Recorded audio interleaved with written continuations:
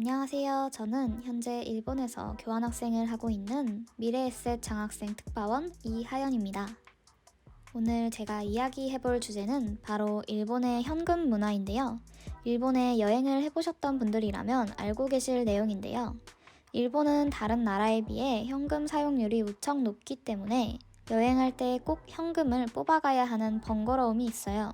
지하철도 교통카드를 만들지 않으면 현금으로 차표를 사야 합니다. 그래서 현금이 없다면 곤란한 일이 한두 가지가 아닙니다. 일본이 이렇게 현금을 많이 사용하게 된 것에는 자연재해의 빈번한 발생, 저금리, 개인정보 유출 방지 등 여러 가지 이유가 있다고 보는데요.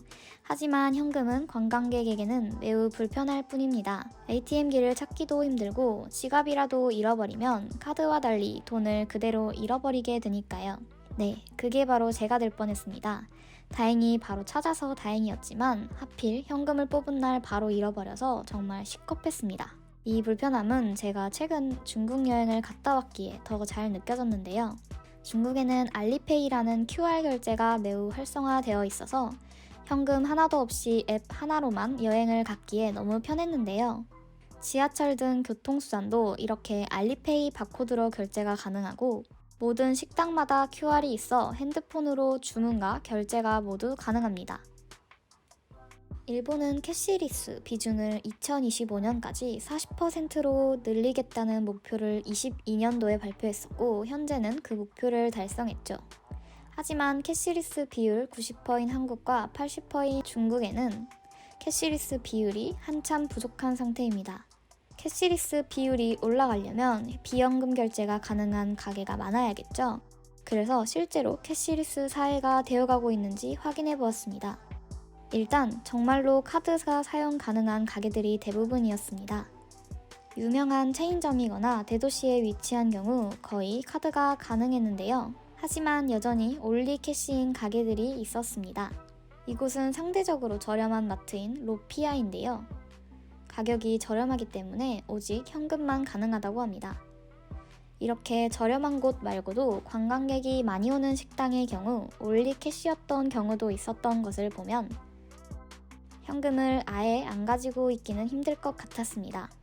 하지만 카드는 안 돼도 간편 결제가 되는 곳들을 꽤 볼 수 있었는데요. 일본의 간편 결제 중 가장 많이 쓰는 것이 바로 이 페이페이입니다.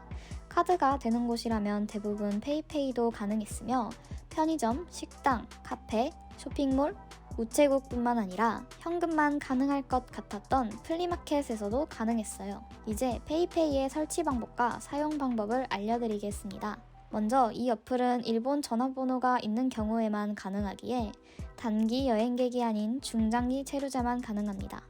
하지만 단기 여행자도 가능하도록 바뀌었으면 좋겠네요. 어플을 깔아준 후 회원 가입을 진행해주세요. 그리고 나면 이렇게 본인 확인을 하라고 합니다. 재료카드, 마이넘버 카드로 확인 가능한데요. 저는 아무리 해도 이런 식으로 사진 인식이 안 된다고 떠서 포기해야 하나 생각했는데 본인 확인이 없어도 되는 방법이 있었습니다. 바로 로손과 세븐일레븐 ATM기를 사용하는 것입니다. ATM 버튼을 누른 뒤 아래에 스캔 버튼을 누르면 이렇게 QR을 스캔하는 카메라가 뜹니다. 그리고 편의점의 ATM기에서 이 QR을 스캔하면 핸드폰에 뜨는 번호 4자리를 입력해주세요. 확인 버튼을 누른 후 현금을 넣으면 페이페이 충전 완료입니다.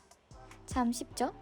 쓰는 방법은 더 간단합니다. 자기가 QR을 스캔하는 것과 점원이 바코드를 스캔해주는 두 가지 방법이 있는데요. QR의 경우는 스캔하고 직접 결제 금액을 입력하면 끝입니다.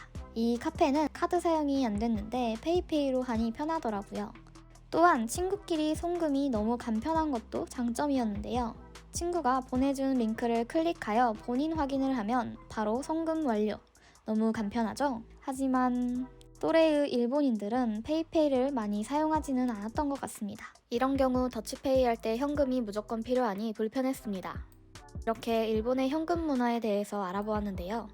캐시리스 사회가 되어가고 있다고는 느꼈지만 여전히 현금이 더 편하다는 일본인들이 많은 것 같았습니다. 한국만큼의 캐시리스 사회가 되기 위해서는 일본인들의 인식을 바꿀 수 있는 방법을 찾아야 할 것 같습니다. 그럼 오늘의 영상은 여기서 마치도록 하겠습니다. 봐주셔서 감사합니다.